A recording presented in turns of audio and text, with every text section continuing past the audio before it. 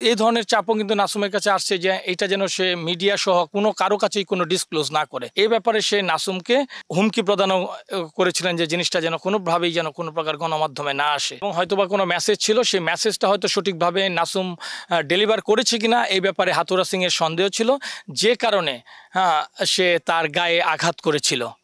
কালের কণ্ঠের দর্শকদের স্বাগতম। আজকে আমরা বাংলাদেশ ক্রিকেটের এমন একটি বিষয় নিয়ে কথা বলবো যেটি বলা যেতে পারে যে একরকম মীমাংসিত ব্যাপারই ছিল। অন্তত ফারুক আহমেদ সভাপতি হয়ে আসার পর চন্দ্রিকা হাতুরা সিংহকে বরখাস্ত করার ঘটনাটি ভুক্তভোগী ক্রিকেটার নাসুম আহমেদের সঙ্গে কথা বলে, এবং একমাত্র সাক্ষী যিনি নিজের চোখে ঘটনাটি দেখেছিলেন strength and conditioning coach Nicholas Lee, দুজনের বক্তব্যের ভিত্তিতে ফারুক আহমেদ চন্দ্রিকা হাতুরা সিংহকে বরখাস্ত করার প্রক্রিয়াটি সম্পন্ন করেছিলেন। সঙ্গে তার অনুমোদনবিহীন ছুটি কাটানোর বিষয়টিও যোগ হয়েছিল। তবে মূল ব্যাপার ছিল যে ফারুক আহমেদ বিচার করতে চেয়েছিলেন যে নাসুমের গায়ে হাতুরা সিংয়ের গায়ে হাত তোলার ব্যাপারটি।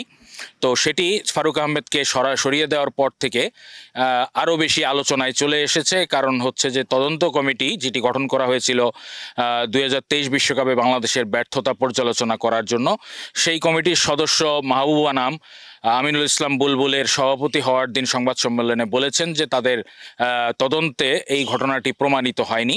পরে তদন্ত রিপোর্টেও দেখা গিয়েছে যে তারা চন্দ্রিকা হাতুরা সিংহকে একরকম দায়মুক্তি দিয়েছেন এই অভিযোগ থেকে। কিন্তু ফারুক আহমেদ কিন্তু সেটি আবার নতুন করে তদন্ত করে তার কাছে মনে হয়েছিল সেটি প্রমাণিত একটি ব্যাপার, তার ভিত্তিতে তিনি অ্যাকশনে গিয়েছিলেন। তো সেটি নিয়ে গত কয়েকদিন ধরে অনেক বেশি চর্চা চলছে। সেটি নিয়ে আমরা এমন একজনের সঙ্গে কথা বলবো যিনি হচ্ছে ফারুক আহমেদের সময়ে নাসুম আহমেদকে জিজ্ঞাসাবাদের প্রক্রিয়ার সঙ্গে সরাসরি যুক্ত ছিলেন। আমরা কথা বলবো cricketers welfare association of Bangladesh, যেটি সংক্ষেপে কোয়াব বলা হয়, ক্রিকেটারদের স্বার্থ রক্ষার সংগঠন।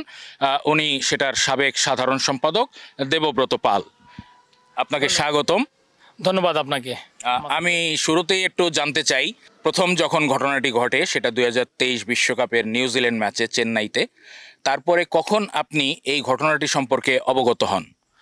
আসলে আমরা তো দেখেছি 2023-এর ওয়ার্ল্ড কাপে মাঠের পারফরমেন্স এবং মাঠের বাইরে টিম যাওয়ার আগে যে ধরনের অনাকাঙ্ক্ষিত ঘটনা ঘটেছে সবগুলোই কিন্তু আসলে আমরা দেখেছি। এবং ওই বিশ্বকাপ, যেহেতু এটা বিশ্বকাপ ছিল, বিশ্বকাপের পূর্ব মুহূর্তে এই ধরনের ঘটনা শুধু আমাদেরকে না, সারা বাংলাদেশের মানুষকেই কিন্তু আপনারা আলোড়িত করেছিল। তারপর কিন্তু সবার ফোকাস ছিল আসলে ওয়ার্ল্ড কাপের পারফরমেন্সের দিকে। ওয়ার্ল্ড কাপের টিম সিলেকশন থেকে শুরু করে সব কিছুই কিন্তু তখন আসলে ওই অর্থে কিন্তু ক্লিক করেনি। সো মাঠে যে এই ধরনের একটি ঘটনা ঘটেছে, ড্রেসিং রুম বলি বা মাঠে বলি, যেই জায়গায় বলি, এটা কিন্তু তাৎক্ষণিকভাবে কিন্তু আমরা জিনিসটা কিন্তু জানতে পারিনি, বিকজ একটা বিশ্বকাপ চলতেছিল। তো বিশ্বকাপ চলাকালীন সময়ে কোনো প্লেয়ারদের সঙ্গে যোগাযোগ করাটাও আমি নৈতিকভাবে মনে করি না যে উচিত। সেই প্রেক্ষিতে আমি ডিউরিং ওয়ার্ল্ড কাপ কিন্তু আমাদের খুব একটি কথা হয়নি, হয়তো পারফরমেন্স সম্পর্কিত বিষয়ে বিভিন্ন প্লেয়ারদের সঙ্গে যোগাযোগ যেরকম নিয়মিতভাবে থাকে সেটাই ছিল। সো একটা টিভি চ্যানেলে যখন এই ধরনের একটি ঘটনা আসে যে কোচ হাতুরা সিং নাসুমের গায়ে হাত তুলেছে, এই ঘটনা যখন আমরা একটা টিভি চ্যানেলে দেখতে পাই, তখন কিন্তু জিনিসটা আমাকে একজন ক্রিকেটার হিসেবে এবং ক্রিকেটের দায়িত্বশীল একজন ব্যক্তি হিসেবে আমাকে কিন্তু ব্যাপকভাবে কিন্তু আলোড়িত করে। তখন কিন্তু এই ঘটনার পর আমরা টিম ম্যানেজমেন্টে যারা ছিলেন দুজনের সঙ্গে আমি যোগাযোগ করেছি, তারা কিন্তু সম্পূর্ণ অস্বীকার করেছিলেন এবং তারা এও বলেছেন যে যদি এ ধরনের ঘটনা ঘটতো তাহলে কিন্তু আমরা জিনিসটা জানতাম। প্রকারান্তরে কিন্তু টিম ম্যানেজমেন্টের যে 2-3 জনের সঙ্গে কথা বলেছি, এমনকি আমি টিমের কয়েকজন প্লেয়ারদের সঙ্গেও কিন্তু কথা বলেছি। এর মধ্যে সিনিয়র প্লেয়ারও ছিলেন যারা, এবং নতুন করে টিমকে লিডিং পর্যায়ে ছিলেন, তাদের সঙ্গেও কিন্তু আমি কথা বলেছি। তারা কেউ কিন্তু জিনিসটি কিন্তু স্বীকার করেনি। বাট পরবর্তীতে আপনার তদন্ত কমিটি হয়, তদন্ত কমিটির আমরা অনেক বক্তব্য শুনেছি। সেই প্রেক্ষিতে পরবর্তীতে যখন ফারুক আহমেদ যখন ক্রিকেট বোর্ডের সভাপতি হন, সেই সভাপতি পদে আসীন হওয়ার পর কিন্তু হাতুরা সিংয়ের ব্যাপারটা আবার সামনে আসে। সো এর আগেও কিন্তু আমি নাসুমের সঙ্গে অনেকবার যোগাযোগ করেছি, নাসুম মাঝে মাঝে ফোন ধরেছে, মাঝে মাঝে ধরেনি। তখন কিন্তু আসলে ও মানসিকভাবে এত বিপর্যস্ত ছিল, কারোর সঙ্গে সে ফোন পর্যন্ত ধরে কথা বলার প্রয়োজন অনুভব করতেন না। এটা আমি কিন্তু পরে আরও অনুভব করেছি। তো নাসুমের সঙ্গে আমার কিন্তু যোগাযোগটা নাসুমের সঙ্গে কিন্তু মোটামুটিভাবে কিন্তু ছিল। সো ফারুক ভাই সভাপতি হওয়ার পর যখন জিনিসটা সামনে আসে, আমি একটু পেছন থেকে আবার একটু শুরু করতে চাই। আপনি যখন প্রথম ঘটনাটি জানলেন আমার দুইটা প্রশ্ন এখানে এখানে তো নাসুমের ঘটনার দুইটা পার্ট, একটা হচ্ছে নাজমুল হাসান পাপনের সময়কার পার্ট, আরেকটা হচ্ছে ফারুক আহমেদের সময়কার পার্ট। তো আমি ওই পার্টটা আগে একটু শেষ করতে চাই, যেখানে হচ্ছে যে আপনি যখন প্রথম ঘটনাটি জানলেন যে এরকম একটা কিছু হয়েছে, হ্যাঁ, সেই সময় আপনি নাসুমের সঙ্গে যোগাযোগ করেছিলেন কিনা, বা করে থাকলে সেই সময় কি ধরনের জবাব পেয়েছেন, বা তিনি আপনার কাছে স্বীকার করেছিলেন কিনা?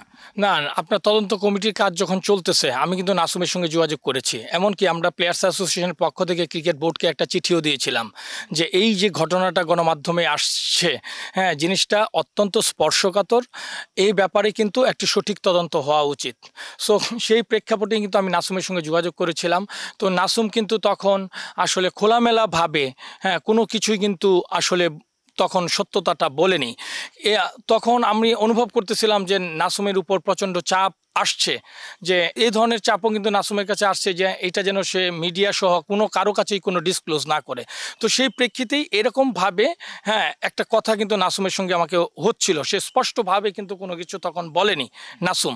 সো যেহেতু বিচারটা তদন্তাধীন আছেন সেই অর্থেই হয়তো উনি বলেননি। কিন্তু পরবর্তীতে আমরা যেটা বললাম যে ফারুক আহমেদ যখন বোর্ড সভাপতি হন, বোর্ড সভাপতি হওয়ার পর আমি কিন্তু ব্যাপারটা নিয়ে কিন্তু ফারুক ভাইয়ের সঙ্গে কথা বলি, এবং ফারুক ভাইও কিন্তু এই যেহেতু উনি সাবেক একজন অধিনায়ক, তার একটা দায়বদ্ধতা কিন্তু রয়েছে, সেই দায়বদ্ধতার জায়গা থেকেই কিন্তু উনি জিনিসটার তাগিদ অনুভব করলেন। উনি নাসুমের সঙ্গে যোগাযোগেরও চেষ্টা হচ্ছিল। তখন আমি বললাম যে নাসুমের সঙ্গে কিন্তু আমার যোগাযোগ রয়েছে। তখন কিন্তু নাসুম অনেকেরই ফোন কিন্তু রিসিভ করতেন না, নাসুমকে পাওয়াটাও অনেক দূর হচ্ছিল। সো যখন আমি, ফারুক ভাই বললেন তাহলে তো আমি নাসুমের সঙ্গে ব্যক্তিগতভাবে কথা বলতে চাই, যেহেতু একটা তদন্ত কমিটি হয়েছে, তদন্ত কমিটির রিপোর্ট হয়েছে, নাসুমের সঙ্গে কথা না বলে তো কোনো কিছু করা সমীচীন হবে না। সো তখন ফারুক ভাই চেয়েছিলেন যে জিনিসটা অত্যন্ত গোপনীয়ভাবে কাজটা এগিয়ে যাক। তখন কিন্তু আমি ফারুক ভাইকে বললাম তাহলে কি নাসুমের সঙ্গে এই ব্যাপারে যোগাযোগ করা যায়? বললো হ্যাঁ, নাসুমের সঙ্গে অত্যন্ত কনফিডেন্সিয়ালি তুমি যোগাযোগ করো, এবং এই ব্যাপারটা যেন কোনো জায়গায় যেন না আসে, এভাবেই কিন্তু ফারুক ভাই জিনিসটা উদ্ঘাটন করতে চেয়েছিলেন। এবং আমার কাছে মনে হয়েছে যে ফারুক ভাই অত্যন্ত সততার সঙ্গেই কাজটি করতে, তার ইন্টেনশন অত্যন্ত সততাপূর্ণ ছিল, এবং সেই মাফিকে কিন্তু আমি নাসুমের সঙ্গে যোগাযোগ করি। পরবর্তীতে নাসুম আমাদের ক্রিকেট বোর্ডের মিরপুরে একাডেমিতে আসেন, এবং ক্রিকেট বোর্ডের গাড়িতে করেই কিন্তু আমি ফারুক ভাইয়ের বাসায় কিন্তু নাসুম আমার সঙ্গে কিন্তু যান। নাসুমকে আমি বলেছিলাম যে এই ব্যাপারে বোর্ড প্রেসিডেন্ট তোমার সঙ্গে কথা বলতে চাই, তো তুমি যদি এগ্রি করো তাহলে আমরা বসতে পারি। আমি আবার একটু পিছনে যাই আর কি, সেটা তো মানে দ্বিতীয় পর্যায়ের জিজ্ঞাসাবাদ বলা যেতে পারে এটিকে, ফারুক আহমেদের সময়। তার আগে তদন্ত কমিটিও তার ইন্টারভিউ করেছে, তার সঙ্গে কথা বলেছে। সেই ঘটনার সময় কি আপনি নিজে কনফার্ম হয়েছিলেন যে এরকম একটি ঘটনা সত্যিই ঘটেছে? নাসুম কি আপনাকে সেরকম কিছু বলেছিল কিনা?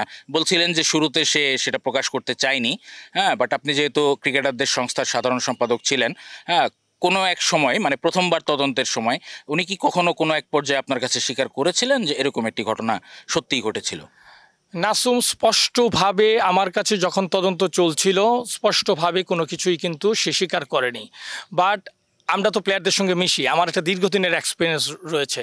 নাসুমের কথাবার্তায় আমার কাছে মনে হয়েছিল যে এই ঘটনার সত্যতা রয়েছে, তার কথাবার্তায় স্পষ্টভাবে সে বলেনি, কিন্তু মানে আমতা আমতা করছিলেন, বাট যা বলছিলেন তা থেকে আপনি মানসিক অবস্থা, কথাবার্তার ধরন সবকিছু মিলিয়ে আমার কাছে মনে হয়েছিল যে এই ঘটনার সত্যতা রয়েছে।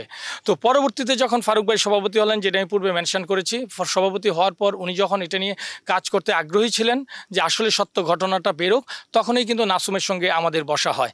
তখন ফারুক ভাইয়ের বাসায় আমি, নাসুম এবং ফারুক আহমেদ ছিলেন। হ্যাঁ, ফারুক ভাই তখন তাকে জিজ্ঞেস করলেন যে আসলে ঘটনাটা কী ছিল, তুমি একেবারে নিঃশঙ্ক চিত্তে যা সত্য সেটাই কিন্তু তুমি বলতে পারো। সব কিছুই কিন্তু নাসুম বলেছে, মানে মন খুলে সবকিছু বলেছেন? খুলেই নাসুম সব কিছু কিন্তু বলেছে। যে আমি তখন সামনে ছিলাম, ফারুক ভাইয়ের কাছে নাসুম সব কিছু বলেছে যে ঘটনা যেটা গণমাধ্যমে যেটা এসেছিল সেই ঘটনাটা সত্য ছিল, এবং যে ড্রেসিং রুম, সে মাঠে হয়তো কোনো মেসেজ নিয়ে গিয়েছিল, সেই মেসেজটা সে প্রপারভাবে হয়তো পৌঁছাতে পারেনি। আমরা যতদূর জানি যে ব্যাটসম্যানের জন্য গ্লাভস নিয়ে যাওয়ার কথা ছিল, সেটা একটু দেরি হওয়াতেই উনি ক্ষিপ্ত ছিলেন, এবং হয়তোবা কোনো মেসেজ ছিল, সেই মেসেজটা হয়তো সঠিকভাবে নাসুম ডেলিভার করেছে কিনা এই ব্যাপারে হাতুরা সিংয়ের সন্দেহ ছিল, যে কারণে সে তার গায়ে আঘাত করেছিল। হ্যাঁ, আঘাত করেছিল, এবং আপনার শুধুমাত্র আঘাত না, এটা সম্ভবত ট্রেনার সেটা দেখেছিল এবং আঘাতের পরে ড্রেসিং রুমের ভেতরে সে তাকে এই ঘটনাটা যেন কোনোভাবেই কেউ না জানে এবং গণমাধ্যমেও জিনিসটা না আসে এ ব্যাপারে সে নাসুমকে হুমকি প্রদানও করেছিলেন যে জিনিসটা যেন কোনোভাবেই যেন কোনো প্রকার গণমাধ্যমে না আসে। মানে হুমকি মানে কি, মানে এটা প্রকাশ পেলে তাকে আর দলে নেওয়া হবে না এরকম ধরনের কোনো হুমকি? আসলে নাসুম এই ধরনের কিছু বলেনি দলে নেওয়া হবে না, বাট পরবর্তী যে আমরা প্রেক্ষাপটটা দেখলাম যে নাসুম কিন্তু পরবর্তীতে আর কোনো জায়গায় ছিল না। পরবর্তীতে যখন ফারুক ভাই জিনিসটা নিয়ে তদন্ত করলেন এবং ব্যবস্থা গ্রহণ করলেন, পরবর্তীতে কিন্তু আপনি দেখেন নাসুম কিন্তু আপনার টিমের সঙ্গে কিন্তু আপনার সংযুক্তি ছিল, সম্ভবত এটা পাকিস্তান ট্যুর বা সামথিং একটা ইয়ে হলো এবং নাসুমের পারফরমেন্সটা কিন্তু ভালো ছিল। সো সব কিছু মিলিয়েই আজকে এটা নিয়ে যে হাতুড়া সিং এর সময় মানে একটা লম্বা সময় উনি দলে ছিলেন না। আফগানিস্তানের বিপক্ষে সিরিজ দিয়ে আসলে উনি ফিরেছেন, একটু পরেই ফিরেছেন হাতুড়া সিং এর চলে যাওয়ার পর। সো সব কিছু মিলিয়েই কিন্তু আসলে নাসুমের প্রতি যেটা করা হয়েছিল একজন ক্রিকেটার হিসেবে আমি অনুধাবন করি এটা কিন্তু কখনোই কাম্য হতে পারে না। আরও কি সবচেয়ে খারাপ লাগার ব্যাপার কি জানেন, হয়তো আমাদের ক্রিকেটাররা তখন ঘটনাটা দেখেনি, বাট ড্রেসিং রুমের ভেতর কিন্তু একটা গুঞ্জন ছিল এবং একটা গুমোট পরিবেশ ছিল। সেটা কিন্তু আমি যখন পরবর্তীতে ক্রিকেটারদের সঙ্গে কথা বলি তখন কিন্তু তারা জিনিসটা এইভাবে কিন্তু আমাকে কিন্তু বলেছেন। সো সব কিছু আমার মনে হয় এখানে যারা সিনিয়র ক্রিকেটার ছিলেন তাদেরকে আরও বেশি দায়িত্বশীল হওয়া কিন্তু এই ঘটনায় উচিত ছিল। আর তদন্ত কমিটির ব্যাপারে নিশ্চয়ই নাসুম যেটা বোর্ড প্রেসিডেন্ট ফারুক আহমেদের কাছে বলেছেন, নিশ্চয়ই তদন্ত কমিটির কাছেও সেই অনুরূপ ঘটনা বলতে পারেন, এটা আমি শিওর নিশ্চিতভাবেই বলার কথা।